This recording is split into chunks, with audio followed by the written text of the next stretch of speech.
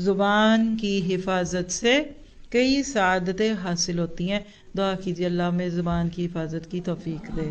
یا ایھا الذین آمنوا اتقوا اللہ وقولوا قولا سدیدا.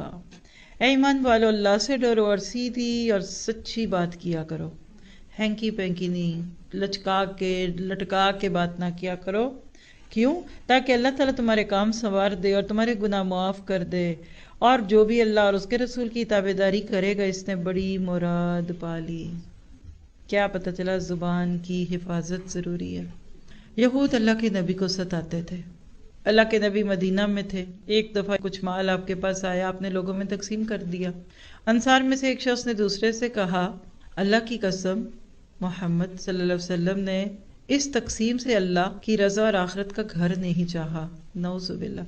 آپ پڑھنا چاہیں تو جا کر ترمذی کی روایت 3896 کھول لیجئے. واللہ ما اراد محمد بقسمتہ التی قسمہا وجہ اللہ ولا الدار الاخرہ. یعنی اللہ کے نبی پہ الزام لگایا کہ آپ صحیح بانٹ نہیں کرتے، جو مال ہوتا ہے آپ صحیح ہاتھوں میں نہیں پہنچاتے.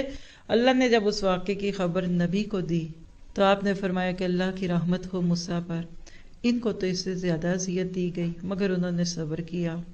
رحمت اللہ علی موسیٰ لقد اوذی باکثر من ھذا فصبر. یہ بخاری کے الفاظ ہیں 4335.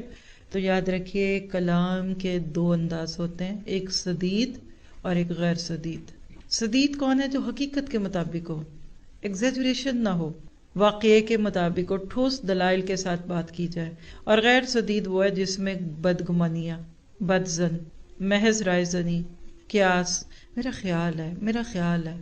پہلا کلام مومن کا ہے اور دوسرا کلام غیر مومن کا ہے. آپ اور میں اتنا قرآن پڑھانے کے بعد اپنے اپنے کلام کو چیک کریں. شک پیدا کرنے والی باتیں تو نہیں کر کے اٹھ جاتی. اللہ تعالیٰ آپ کو مجھے بچا دے. اس لیے ایک بڑی پیاری سی دعا سیکھیں گے جس میں زبان کو سیدھا رکھنے کی دعا ہے اور بہت ساری دعاؤں کے ساتھ. ربی اعنی ولا تعن علی وانصرنی ولا تنصر علی وامکر لی ولا تمکر علی واہدنی ویسر الہدی لی وانصرنی علی من بغی علی. ربی اجعلنی لک شکارا لک ذکارا لک رہابا لک مطیعا الیک مخبتا الیک اواہا منیبا.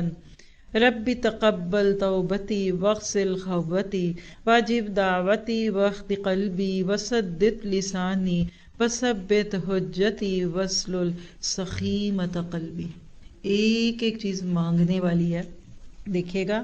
اے اللہ، اے میرے رب میری مدد فرما، میرے خلاف دشمن کی مدد نہ فرما اور میری تائید فرما، اور میرے خلاف دشمن کی تائید نہ فرما، اور میرے حق میں تدبیر فرما اور میرے خلاف تدبیر نہ فرما، اور مجھے ہدایت دے اور ہدایت کو میرے لیے آسان کر دے.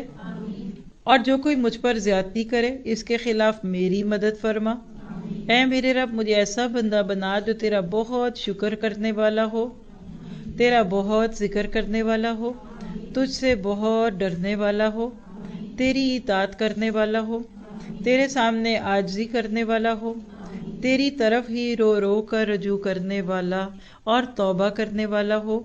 اے میرے رب میری توبہ قبول فرما، میرے گناہ دھو ڈال، میری دعا قبول کر، میرے دل کو ہدایت دے، میری زبان سیدھی رکھ، میری دلیل کو پختہ اور قائم رکھ، اور میرے دل سے کینے یعنی سختی کو نکال دے. ہے نا سونے کے پانی سے لکھنے والی دعا؟ دیکھ کے پڑھیے، لمبی ہیں یاد نہ کریں، کوئی بات نہیں. ابن ماجہ کی یہ روایت تھی 3830.